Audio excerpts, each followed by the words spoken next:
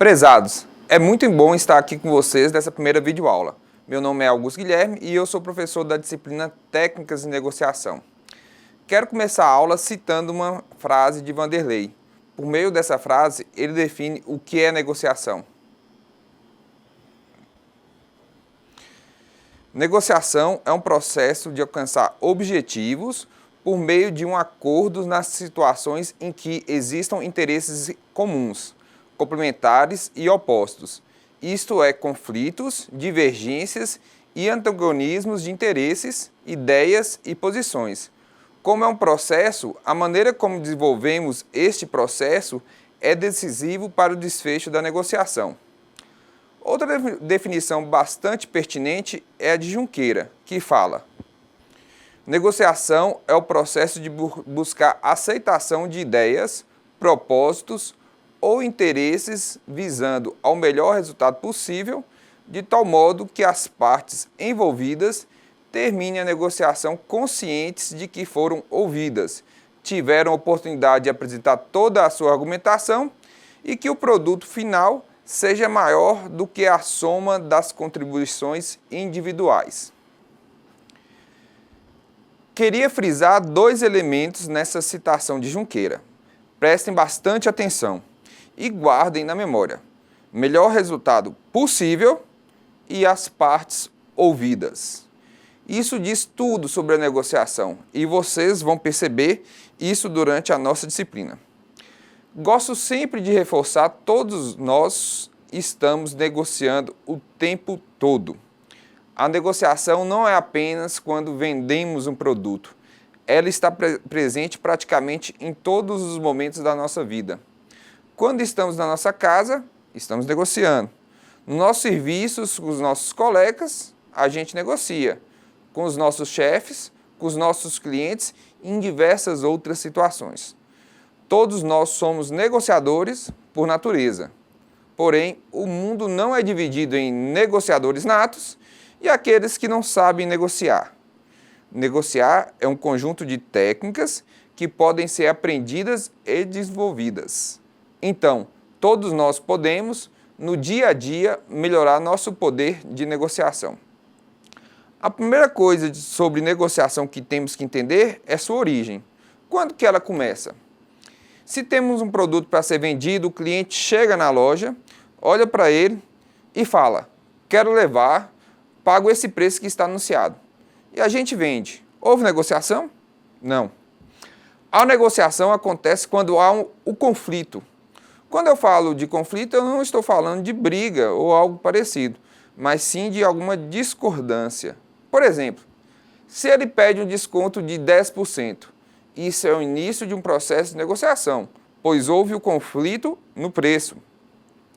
Hoje em dia, as empresas adoram negociar, pois é neste momento que elas demonstram seu diferencial e colocam você conversando com gente, lidando com sentimentos.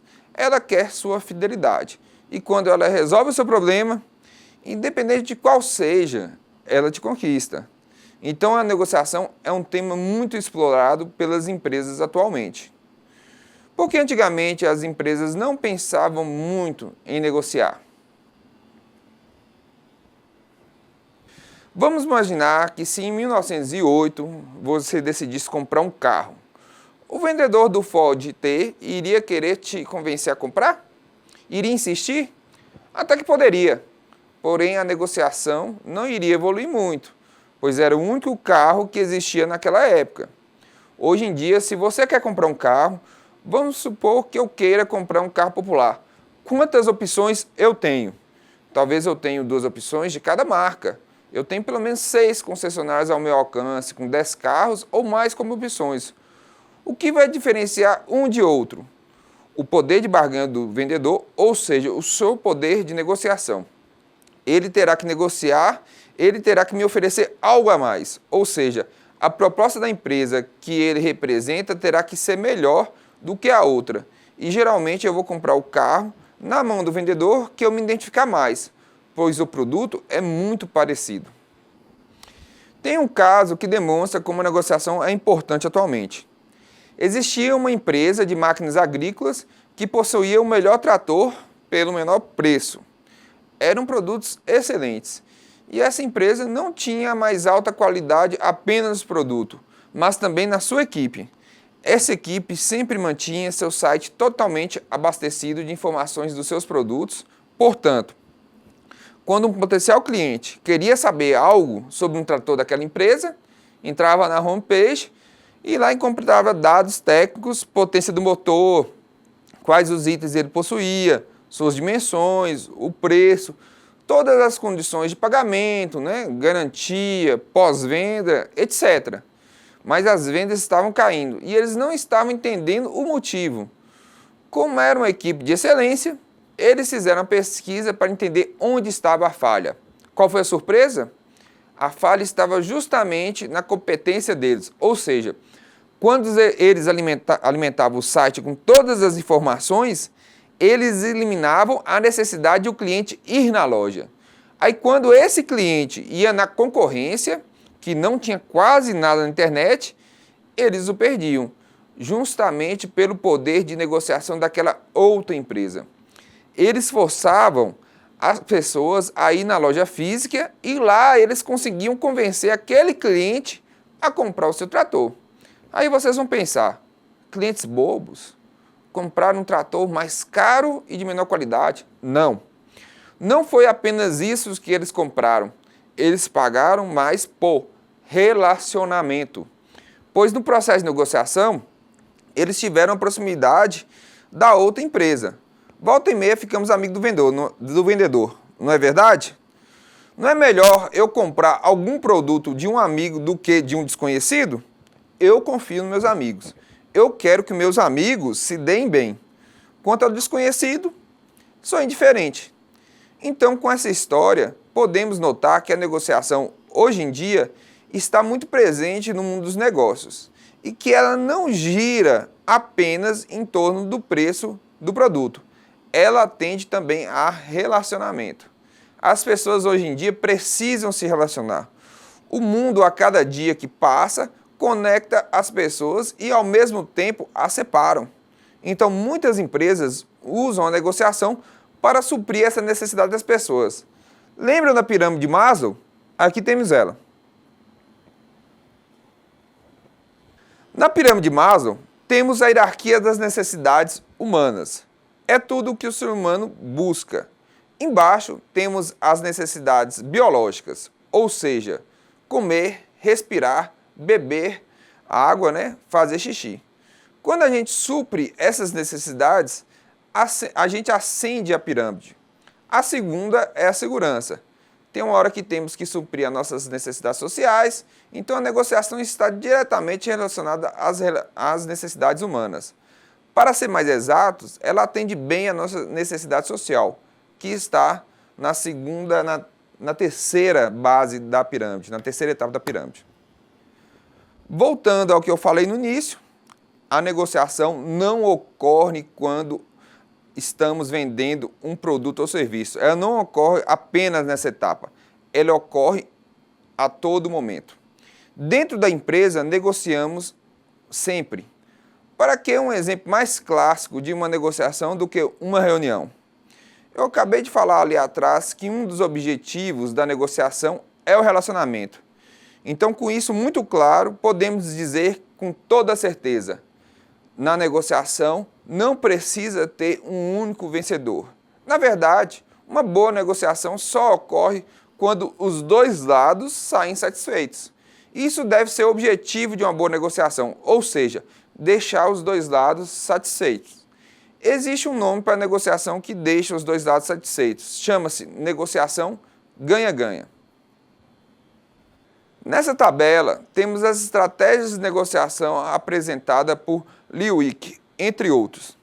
Temos a negociação perde-perde, quando os resultados são ruins e o relacionamento sai prejudicado. Temos a negociação ganha-perde, quando o relacionamento não é bom, mas temos resultados financeiros. Essa, por exemplo, é horrível para manter clientes, pois clientes voltam a negociar com quem eles gostam. Temos a perde-ganha, que saímos bem com o relacionamento, mas financeiramente não é legal. Porém, quero fazer uma observação nesse tipo de negociação. Muitas vezes ela é utilizada para fidelizar clientes. Quantas vezes a empresa, na hora de introduzir um produto no mercado, não abaixa os seus preços, leva certo prejuízo, porém, abre mercado com isso e ganha clientes fiéis? Muitas.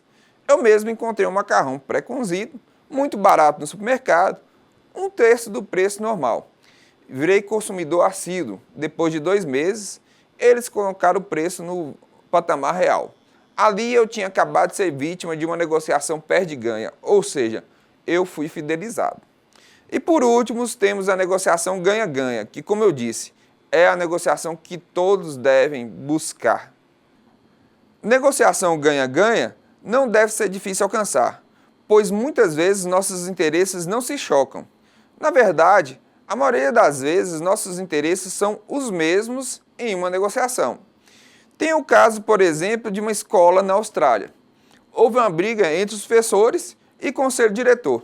Eles chamaram o negociador para intermediar o conflito. Quando o negociador chegou na escola, os ânimos estavam alterados. Os professores queriam que o conselho fosse desfeito, invalidado, e o conselho queria mandar os professores embora.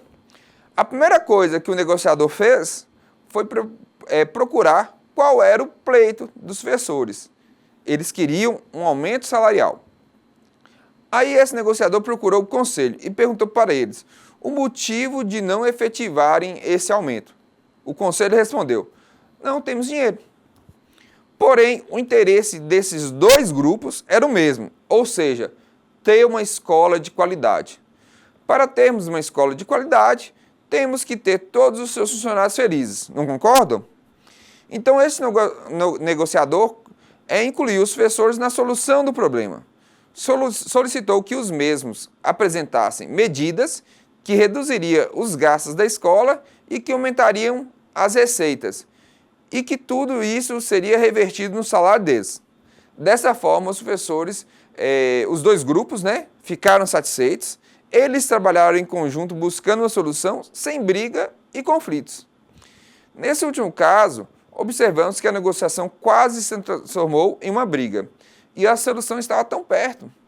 Temos que lembrar que na negociação temos que ter alguns princípios e dentre eles a ética talvez seja o mais importante. Não podemos abrir mão da ética, justamente para não prejudicar o relacionamento. Lembram que um dos resultados esperados de uma boa negociação é o relacionamento? Não podemos abrir mão disso. A transparência também é uma característica necessária em uma negociação. Não que eu tenha que revelar à outra parte todas as minhas estratégias, mas tenho que ser transparente o bastante para ter uma negociação ética, séria, que mantenha meu relacionamento pós aquele acordo, pois não queremos vender gato por lebre e destruir nossos laços com as pessoas que estamos negociando. Para dominarmos uma negociação, temos que estar atento às suas variáveis. Sabem quais são as variáveis da negociação?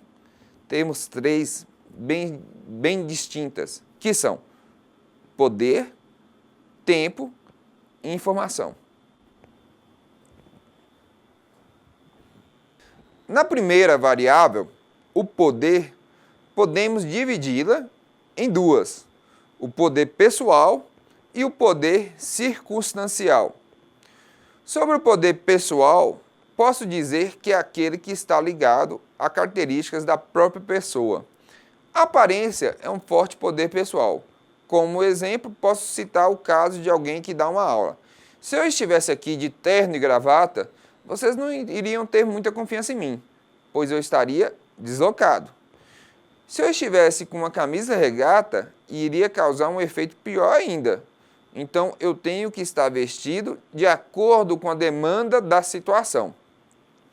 Outro poder pessoal é a persistência. Imagine que vocês trabalhem em uma empresa na prospecção de clientes, ou seja, tem que captar clientes sem a persistência, como vocês vão conseguir negociar com eles e convencê-los a irem na loja? Sobre o poder circunstancial, temos a força de um cargo. Como exemplo, eu posso dar o de um presidente de um país. Se ele for numa loja, dificilmente ele irá pagar algo. E mesmo se pagar, os melhores descontos ficarão com ele. Outro poder circunstancial é o poder da concorrência, ou a falta dela. Vamos supor que eu abra um posto de gasolina em uma cidade que não possui outro posto. Provavelmente eu vou levar larga vantagem em qualquer negociação com o meu cliente. Sobre o tempo, também temos dois tipos, o Kairos e o Cronos.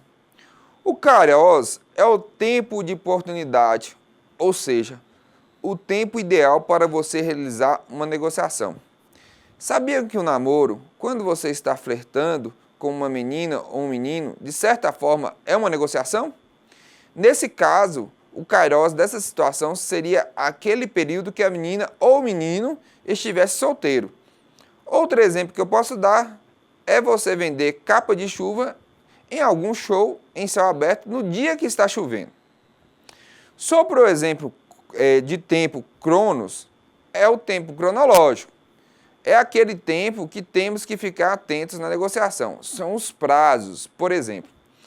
Se uma pessoa vai comprar um veículo numa loja para viajar para a praia nas férias de final de ano, eu sei que ela tem que fechar aquela compra, de preferência antes de dezembro. Eu não vou poder enrolar o meu cliente, né? Dezembro, janeiro, fevereiro. O carro que tem que estar em mãos dela para a viagem tão desejada. Então temos que ficar atentos ao tempo. Sobre informação, é a última variável, mas não menos importante. Na verdade, talvez seja a mais importante, pois por meio dela, você vai saber controlar todas as outras variáveis e a informação vai me ajudar a descobrir as necessidades do outro lado na negociação, os seus objetivos, suas angústias e os seus desejos. Vou contar uma experiência pessoal minha que eu utilizei todas as variáveis. Eu estava procurando aula, mandei um e-mail para uma faculdade me oferecendo como professor de administração. Coincidentemente, a professora de negociação deles tinha acabado de pedir demissão. Esse seria o tempo Kairos. Fui chamado para uma entrevista no outro dia, às 14 horas.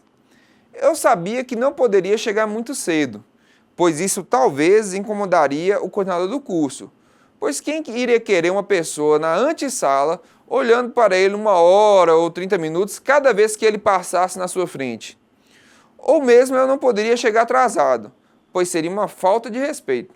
Então eu pensei em chegar 13 horas e 50 minutos, 10 minutos antes. E aí estava meu tempo cronos.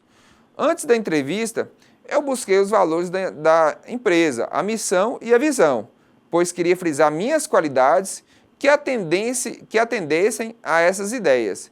E também eu passei a saber quem era a pessoa que iria me entrevistar, pois eu queria criar algum vínculo positivo com ela.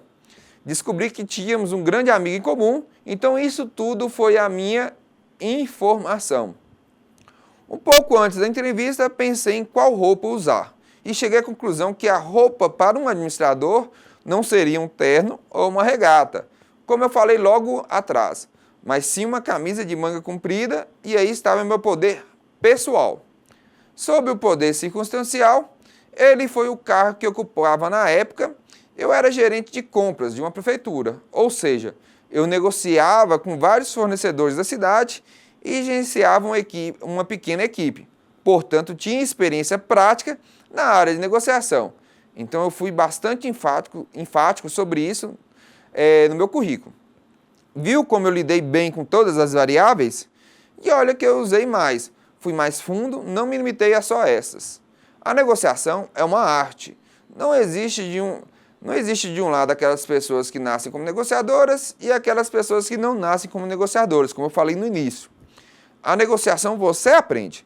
É claro que tem aquelas pessoas que possuem alguns talentos naturais, mas se elas não estudarem, não evoluírem, elas ficam no meio do caminho. Nós nascemos sem falar, não é mesmo? Evoluímos, começamos a andar, a falar e depois vamos parar de evoluir? Não. Temos que estudar a cada dia mais e mais. Queremos chegar no topo da pirâmide de Maslow, queremos realizar todas as nossas metas, eu não me contento somente em satisfazer as minhas necessidades fisiológicas. Vocês se contentam? Claro que não.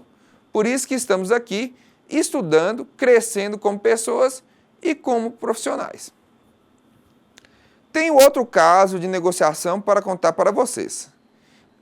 Esse também é verídico, e dessa vez não sou eu o personagem.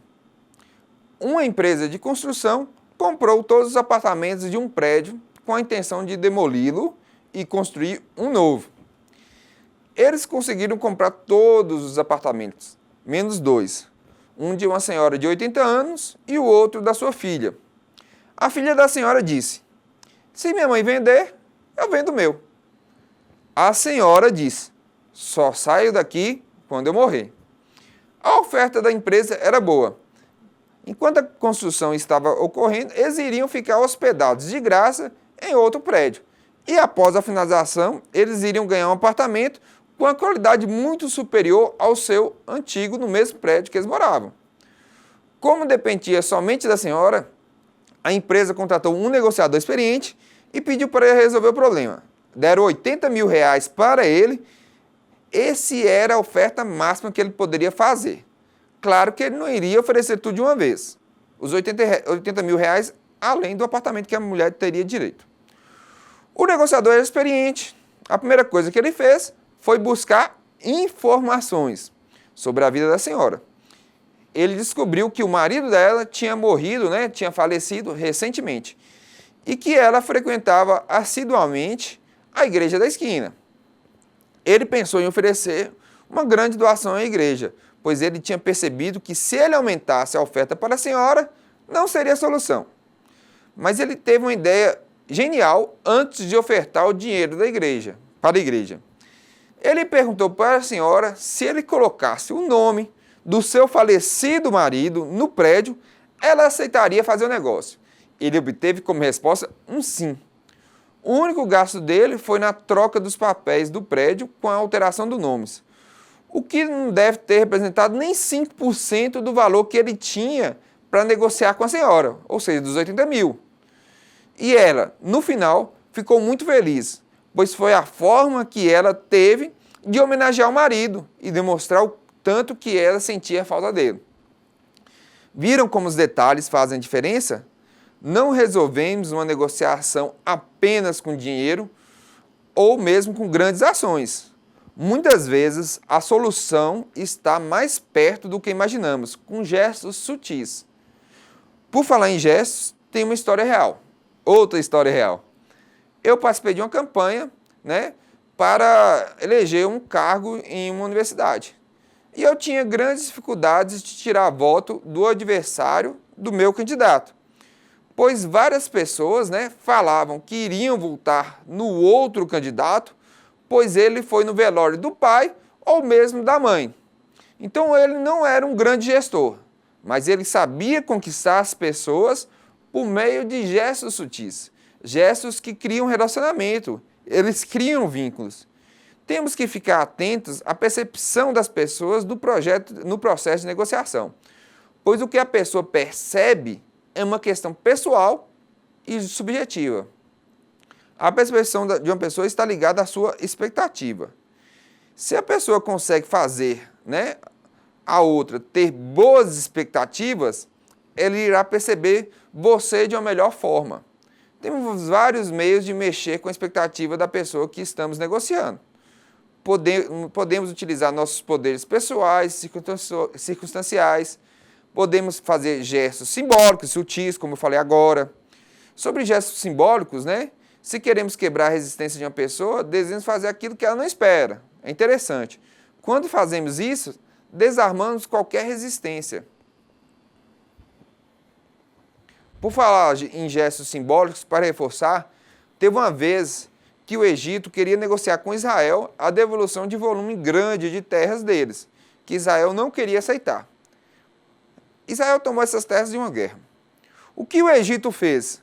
Mandou o seu presidente para Israel em uma visita de chefe de Estado, uma visita oficial. E aí?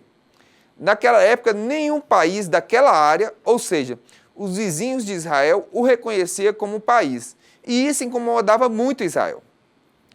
quando um chefe de Estado fez uma visita oficial ao seu país, ainda mais um chefe de Estado de um país notadamente inimigo, quebrou toda a resistência em Israel. E Israel acabou devolvendo as terras invadidas. Foi um gesto simbólico que quebrou o que era esperado.